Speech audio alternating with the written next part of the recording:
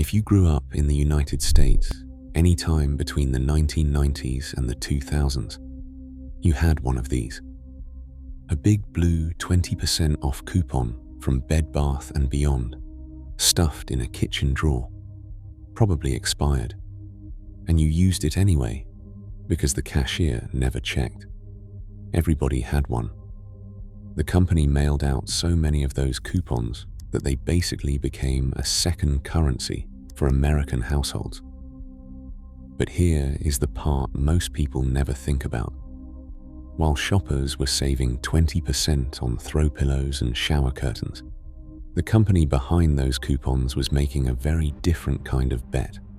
Over the course of roughly 2 decades, Bed Bath & Beyond spent nearly $12 billion. Not on its stores, not on its website, not on competing with Amazon, but on buying back its own stock. Nearly $12 billion. And by the time the last store locked its doors, that money was gone. The stock was worthless, and the coupon had outlived the company. Bed Bath & Beyond started in 1971. 2 guys, Warren Eisenberg and Leonard Feinstein, opened a small linen shop in Springfield, New Jersey. They called it Bed & Bath. Nothing fancy. Just sheets, towels, and basic housewares in a strip mall. But they had a concept that turned out to be perfectly timed. Instead of running a tidy little boutique, they stuffed the store floor to ceiling with merchandise. Towels stacked on shelves that went up to the rafters. Kitchen gadgets crammed into every aisle. The experience was deliberately overwhelming, and customers loved it. You walked in for a bath mat and walked out with a cart full of things you did not know you needed. That combination, massive selection, plus the feeling that you were always discovering something, turned out to be a formula that scaled. The name changed to Bed Bath & Beyond in 1987. The Beyond part covering everything from kitchen appliances to seasonal decorations. It was a signal. These guys were not thinking small anymore. Through the 1980s and 90s, Bed Bath & Beyond grew from a handful of New Jersey stores into a national chain. By the time the company went public in 1992, it was already on its way to becoming what the retail industry calls a category killer. The kind of store so dominant in its space that it chokes out everyone else. Think Home Depot for hardware, or Best Buy for electronics. Bed Bath & Beyond was that store for everything you needed in a home that was not furniture. At its peak, the company operated roughly 1,500 stores across the United States and Canada. Revenue was climbing past $12 billion a year.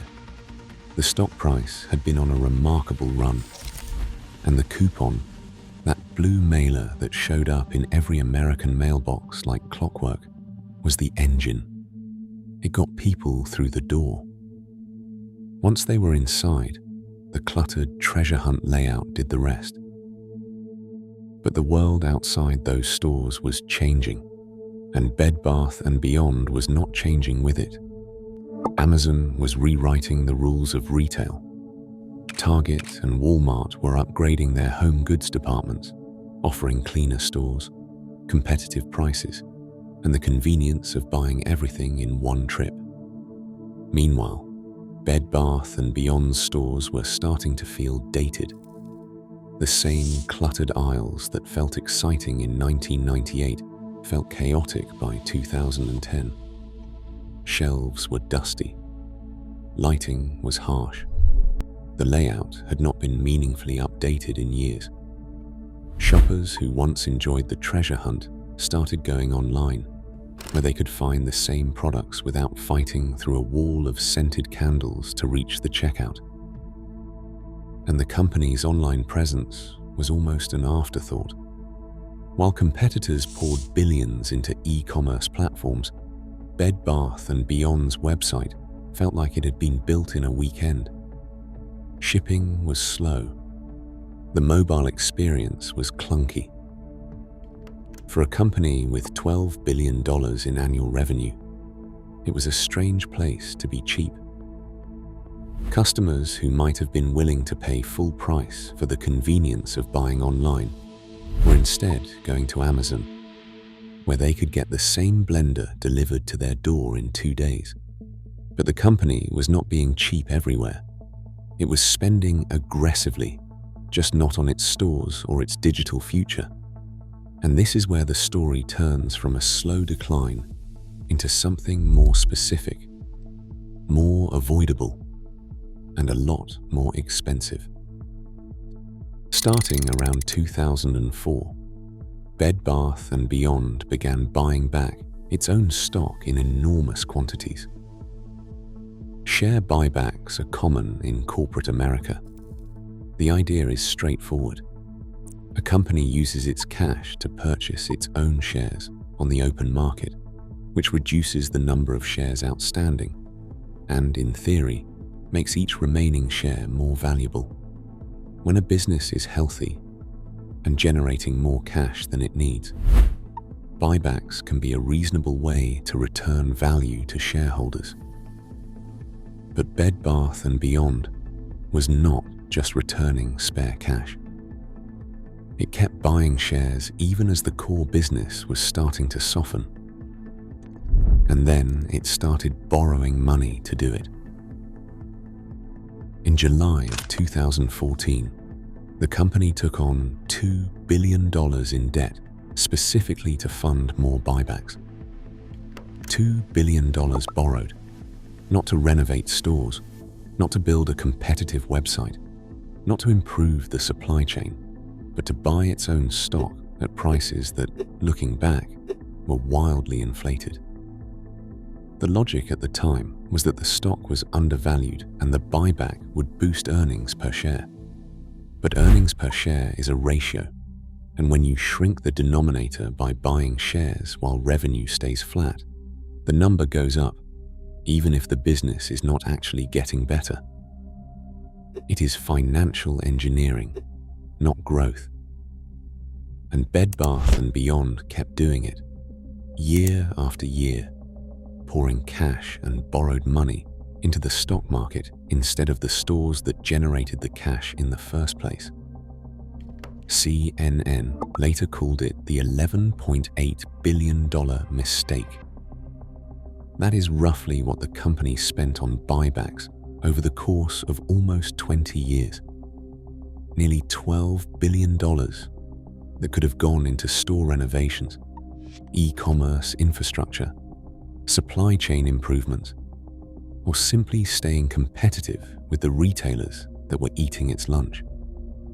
Instead, the money went to Wall Street and the stores kept aging. Think about that number for a second.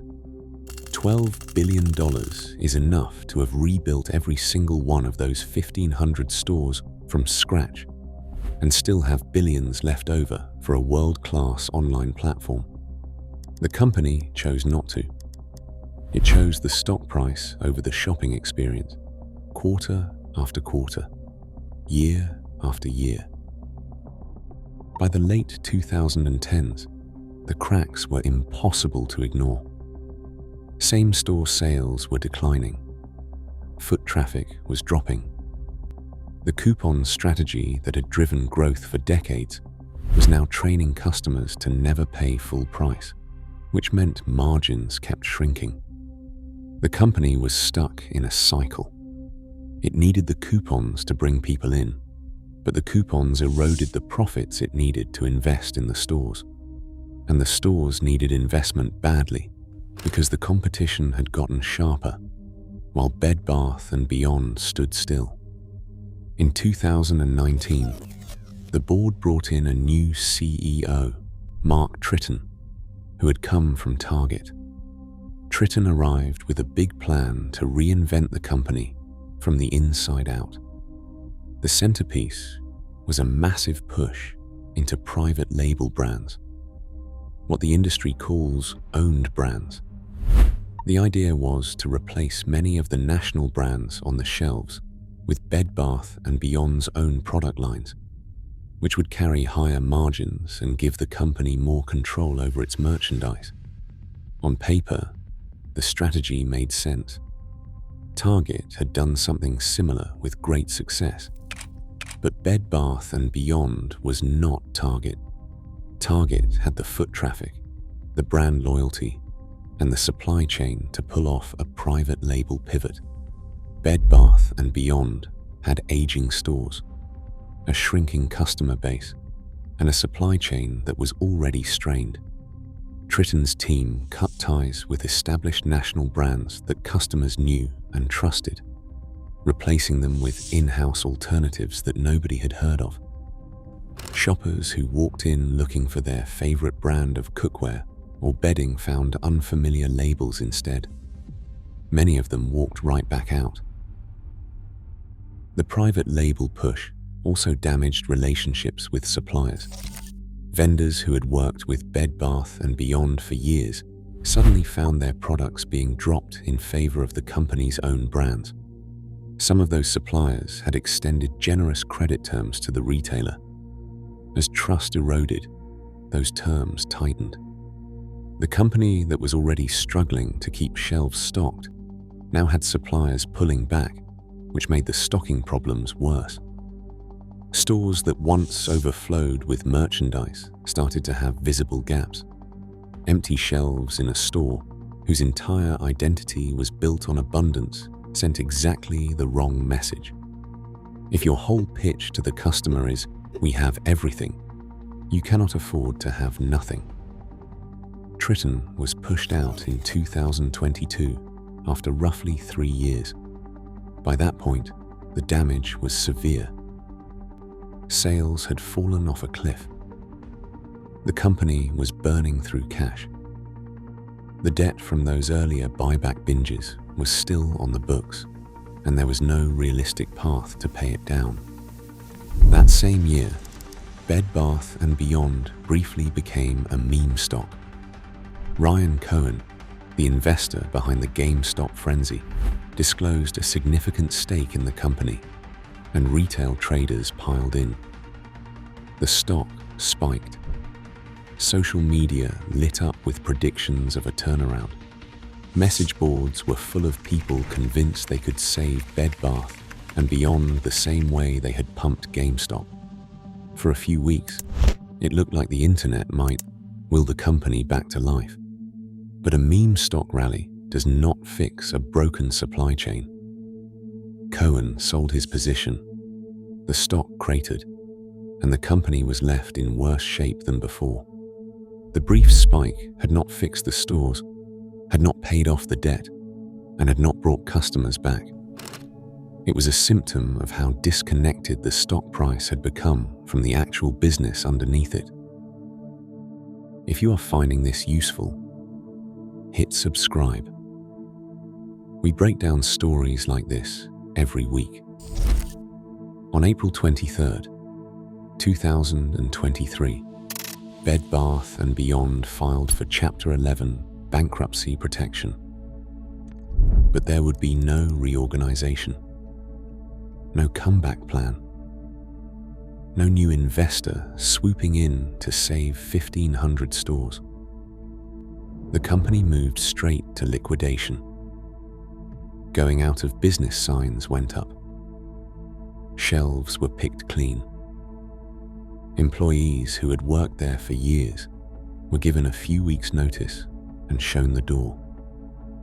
Every single Bed Bath & Beyond location in the United States closed permanently.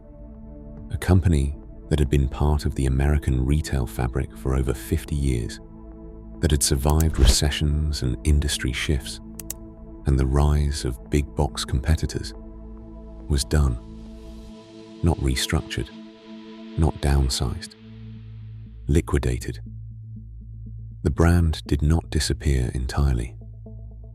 Overstock, the online home goods retailer, bought the Bed Bath & Beyond name, the website, and the intellectual property. They relaunched it as an online-only brand, essentially putting the name on their existing platform. You can still visit the website today.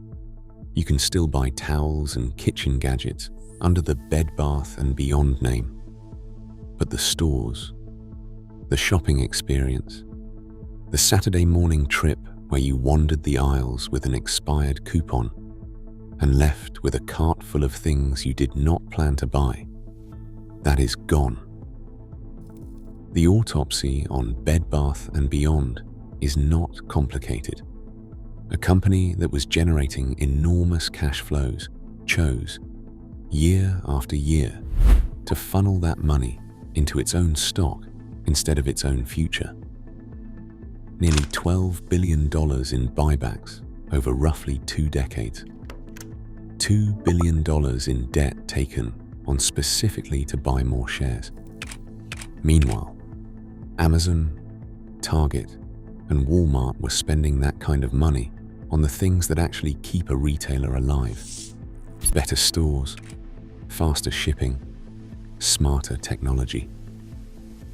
By the time Bed Bath & Beyond realized it needed to change, the money was spent, the debt was stacked, and the customers had already found somewhere else to shop. The private label pivot under Triton did not cause the collapse. It accelerated a fall that was already in motion.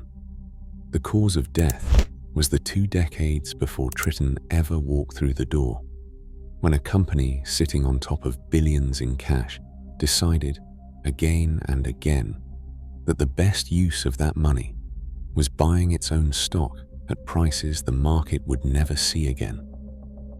In early 2022, even as sales were collapsing, the company spent roughly $230 million on buybacks in a single quarter. That was one of the last major financial decisions Bed Bath & Beyond ever made. The strangest part of this whole story might be the coupon.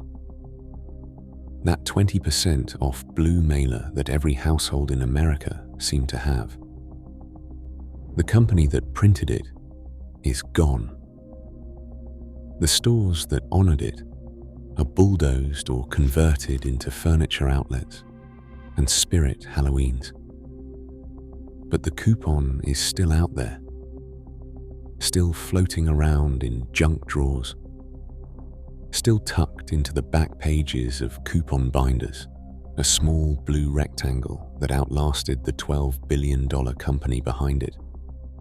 If this story changed how you think about what it really means when a company says it is returning value to shareholders, drop that in the comments. And if you want to see another brand autopsy like this one, the next one is already on screen.